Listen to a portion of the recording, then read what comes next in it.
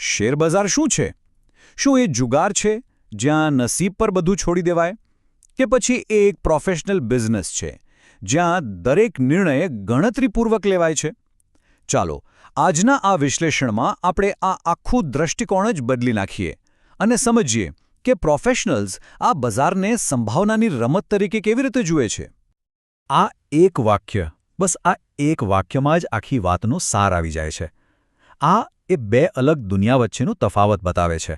એક તરફ છે રિટેલ રોકાણકારની માનસિકતા અને બીજી બાજુ છે મોટી સંસ્થાઓનો પ્રોફેશનલ દૃષ્ટિકોણ. અને આપણો હેતુ એ જ છે કે આપણે એ મોટી સંસ્થાઓની જેમ વિચારતા શીખીએ.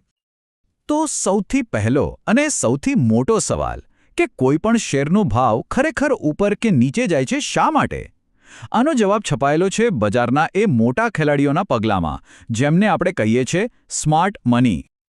આને ઓક્શન થિયરી કહેવાય છે. બહુ જ સરળ છે.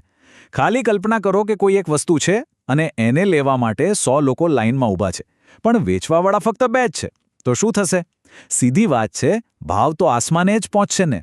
બસ ચાર્ટ પર આપણું કામ એ જ જગ્યા શોધવાનું છે જ્યાં ખરીદદારોની આટલી લાંબી લાઇન લાગી હોય. તો આ સ્માર્ટ મની છે કોણ? આ છે મોટી માછલીઓ, FIIs, DIIs, મોટા મ્યુચ્યુઅલ ફંડ્સ.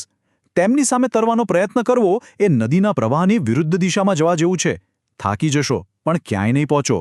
એટલે સમજદારી એમાં જ છે કે આપણે એમના પગલે પગલે ચાલીએ, કારણ કે બજારને કઈ દિશામાં લઈ જવું છે એ તો એ જ નક્કી કરે છે. અહીં એક બહુ જ રસપ્રદ વાત સમજવાની છે. વિચારો કે કોઈ મોટી સંસ્થાને લાખો શેર્સ ખરીદવા છે. શું તે એક જ ક્લિકમાં ઓર્ડર મૂકી શકે? ક્યારેય નહીં. જો એ લોકો એવું કરે તો માંગ એટલી વધી જાય કે ભાવ તરત જ રોકેટ બની જાય અને એમને મોંઘા ભાવે ખરીદવું પડે. એટલે એ લોકો શું કરે? પોતાના ઓર્ડરને નાના નાના ટુકડામાં વહેંચી દે છે. આના કારણે એમના કેટલાક ઓર્ડર હંમેશા સિસ્ટમમાં બાકી રહી જાય છે. અને આ જે બાકી ઓર્ડરવાળો વિસ્તાર છે ને, બસ એને જ આપણે ડિમાન્ડ ઝોન કહીએ છીએ.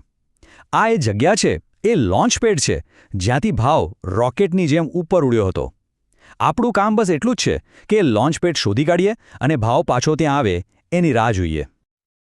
ચાલો, અત્યાર સુધી આપણે સમજ્યું કે આ ઝોન શું છે. હવે સૌથી અગત્યના ભાગ પર આવીએ કે આ ઝોનને કેવી રીતે ઓળખવો. એક ટ્રેડરે ચાર્ટ પર એવી કઈ ખાસ રચના શોધવાની જરૂર છે જેથી એ આ સંસ્થાકીય પગલાંને પકડી શકે? ચાલો સમજીએ. કોઈ પણ મજબૂત ઝોન આ 3 તબક્કામાંથી બનેલો હોય છે.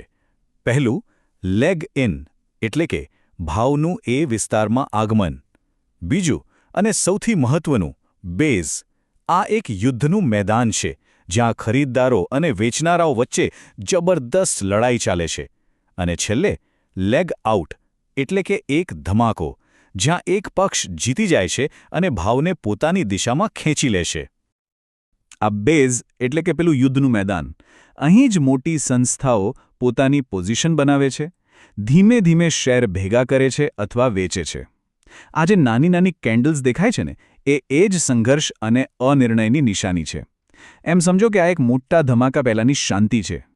અને આ એ 2 સૌથી શક્તિશાળી પેટર્ન્સ છે જે બજારમાં સંભવિત પલટાનો એટલે કે રિવર્સલનો સંકેત આપે છે.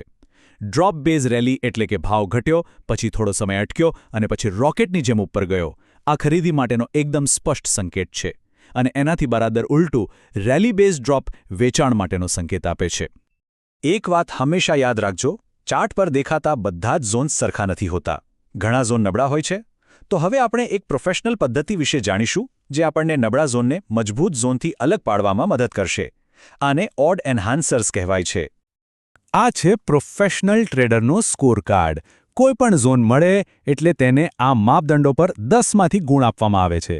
જો કોઈ ઝોનનો સ્કોર 7 કે તેથી વધુ હોય તો જ એને ઉચ્ચ ગુણવત્તાનો માનવામાં આવે છે. ઉદાહરણ તરીકે જુઓ, તાજગી એટલે કે ફ્રેશનેસ. એ શા માટે આટલું મહત્વનું છે? કારણ કે જ્યારે ભાવ પહેલીવાર કોઈ ઝોનમાં પાછો આવે છે ત્યારે ત્યાં સૌથી વધુ બાકી ઓર્ડર્સ હોય છે. પણ જેટલી વાર ભાવ ત્યાં ટચ થશે એટલા ઓર્ડર્સ વપરાતા જશે અને ઝોન નબળો પડતો જશે. તો આ બધામાં સૌથી નિર્ણાયક મુદ્દો કયો? એ છે લેગ આઉટની તાકાત. લેગ આઉટ કેન્ડલ એ સંસ્થાકીય ખરીદી કે વેચાણનો સૌથી મોટો પુરાવો છે. જો ભાવ ધીમે ધીમે ઉપર જાય તો સમજી લેવાનું કે એ નબળો ઝોન છે. આપણે એવા ઝોન શોધી રહ્યા છીએ જ્યાંથી ભાવ ધડાકા સાથે ભાગ્યો હોય, જે સ્પષ્ટપણે બતાવે કે ત્યાં કોઈ મોટી પાર્ટીએ માલ ખરીદ્યો છે. ચાલો હવે આપણે ટેકનિકલ વ્યૂહરચનાથી આગળ વધીએ અને સફળ ટ્રેડિંગના સૌથી નિર્ણાયક તત્વ પર ધ્યાન આપીએ, મનોવિજ્ઞાન અને જોખમ સંચાલન. કારણ કે દુનિયાની શ્રેષ્ઠ વ્યૂહરચના પણ શિસ્ત વગર બિલકુલ નકામી છે. આ ચાર્ટ બધું જ સ્પષ્ટ કરી દે છે. સફળતાનો 80% આધાર તમારી માનસિકતા અને શિસ્ત પર છે અને માત્ર 20% જ તમારી વ્યૂહરચના પર. તમારી પાસે દુનિયાની શ્રેષ્ઠ સિસ્ટમ કેમ ન હોય, પણ જો તેને સતત અનુસરવાની શિસ્ત જ ન હોય, તો અંતે નિષ્ફળતા જ મળશે.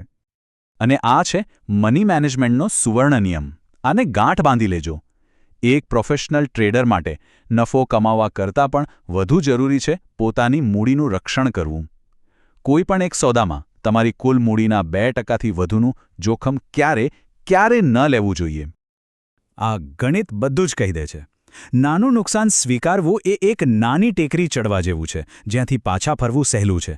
પણ એક મોટું નુકસાન તમને એવા ઊંડા ખાડામાં નાખી દે છે જ્યાંથી પાછા આવવા માટે લગભગ ચમત્કારની જરૂર પડે. યાદ રાખો, સ્ટોપ લોસ એ રમતમાંથી બહાર ફેંકાઈ જવાથી બચવા માટેનું તમારું સેફટી જેકેટ છે. તો અંતે આ વિશ્લેષણ આપણને આ એક સવાલ સાથે છોડી જાય છે. વ્યૂહરચના તમારી સામે છે, રસ્તો એકદમ સ્પષ્ટ છે, પણ સફળતાની ચાવી હવે તમારા પોતાના અમલીકરણ અને માનસિક શિસ્તમાં રહેલી છે. કારણ કે આ બધું જાણવું પૂરતું નથી, તેને શિસ્ત સાથે અમલમાં મૂકવું જ બધું છે.